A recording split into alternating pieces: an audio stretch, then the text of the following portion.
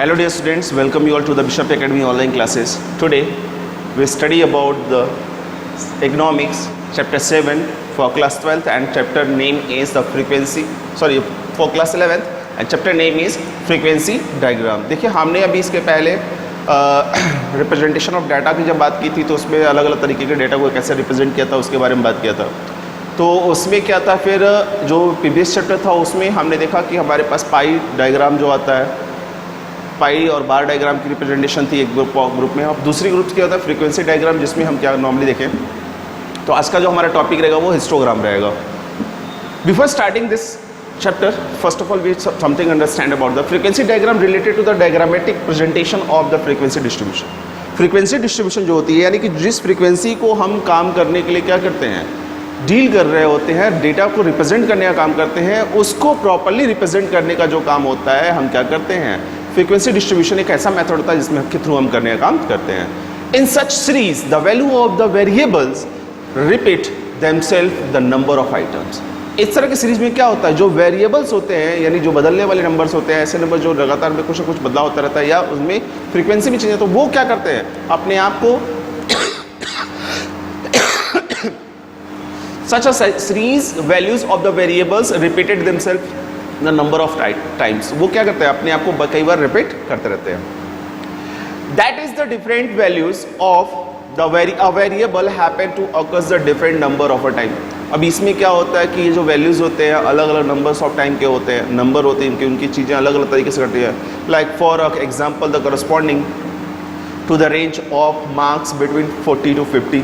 अब इनके बीच में वैल्यूज़ अलग अलग होंगी. फिर कहता है there is a 50 students corresponding to the range of marks between 50 to 60. इसके बाद बीच में वैल्यू अलग अलग है. 40 स्टूडेंट्स की बात कर रहा है, 50 to 60 की बात कर रहा है. Then corresponding range of the marks और 60 to 70 में 20 स्टूडेंट्स की बात कर रहा है. तो ये नंबर ऑफ है, ये 20 स्टूडेंट जो दिख रहे हैं ये 60 to 70 के बीच में आए हुए हैं. इसमें कोई बहुत 61 पे होगा तो कोई 62 पे होगा, तो इस तरीके से बहुत बार होंगे. अब इस तरह के डेटा को जब हम रिप्रेजेंट करते हैं तो इसको तीन तरीके से रिप्रेजेंट किया जाता है. पहले हिस्टोग्राम के थ्रू, दूसरा पॉलीगन और तीसरा हमारा ऑगिव मेथड होता है. तो हम पहले बात करेंगे हिस्टोग्राम की. हिस्टोग्राम की बात करता है तो histogram is the graphical presentation of the frequency distribution of the continuous series. Continuous series जो हमारी 0 to 10, 10 to 20 वाली जो सिचुएशन होती है उसको कंटिन्यूस सीरीज बोलते हैं. अब उसको हम क्या करते हैं, ग्राफिकली प्रेजेंट करने का काम करते हैं. इसमें हम क्या करते हैं, जो कुछ वैल्यूज़ होती है उनको हम एक्स एक्सिस पे और फ्रीक्वेंसी को जो होती है वाई एक्सिस पे रिप्रेजेंट करने का काम करते हैं. और इस तरीके से दोनों के साथ क्या होती है, हम एक रिलेशनशिप जनरेट करने का. With the example we first of all understand. यहाँ पे कहता है हिस्टोग्राम जो होता है दो तरीके से डिस्ट्रीब्यूट किया जाता है इसको रिप्रेजेंटेशन. पहले वाले में हिस्टोग्राम जो होता है वो इक्वल क्लास इंटरवल हो तो उसमें किया जाता है, और दूसरा जो होता है अनइक्वल क्लास इंटरवल की सिचुएशन की बात करता है. जब इक्वल क्लास इंटरवल होंगे तो उनके बीच का जो गैप होता है वो प्रॉपरली इक्वल होता है. जैसे यहाँ पे कह रहा है तो हमारे पास एक इलस्ट्रेशन ले लेते हैं इसको समझने के लिए.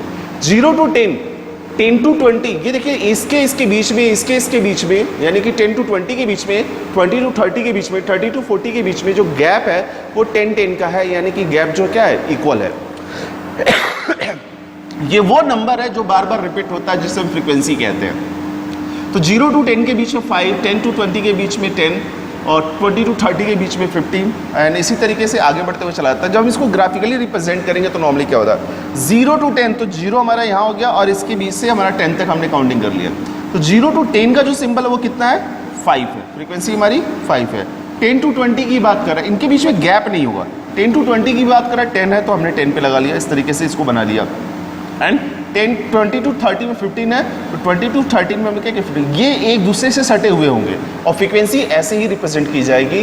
तो इस तरीके के अगर नंबर्स की बात करें तो ये कॉरस्पॉन्डिंग होते हैं, इनके बीच में गैप नहीं होता है, ठीक है. और साथ ही साथ इनका जो वैल्यूज़ होता है वो प्रॉपर डिस्टेंस पे होता है. इस तरीके से इसको हम बोलते हैं क्या, इक्वल डिस्ट्रीब्यूशन और histogram of the equal distribution. ये पहले कॉन्सेप्ट को रिप्रेजेंट करता है. दूसरे की बात करते हैं histogram of unequal class interval.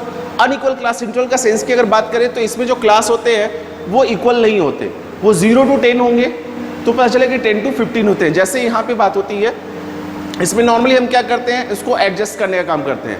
जब क्लास हमारा इक्वल नहीं होगा तो हम उसको क्या करेंगे, जैसे यहाँ पे देख लीजिए आप एग्जाम्पल 10 to 15 है, 15 to 20 है, इसके बीच में क्या होता है, कई बार 10 to 15 है और 15 to 25 हो जाता है. तो सिचुएशन में क्लास हमारा क्या होता है, अनइक्वल हो जाता है. जब अनइक्वल क्लास होगा तो वहाँ प्रॉब्लम होगी। जैसे यहाँ पे भी एग्जाम्पल है 10 to 5 to 10 है, यहाँ 5 का गैप है, और यहाँ देखिए 10 to 20 या 10 का गैप है, तो नो डाउट इन दोनों के बीच में इक्वल क्लास इंटरवल नहीं है, क्लास की वैल्यू सेम नहीं है। तो इस क्लास की वैल्यू को सेम करने के लिए हम इस फार्मूले का इस्तेमाल करते हैं, adjustment factors of any classes. तो उसमें क्या class interval of the values या class interval of the concern class का सेंस यानी कि अगर हम इसको चाहते हैं तो हम इसकी वैल्यू को मेंटेन करेंगे।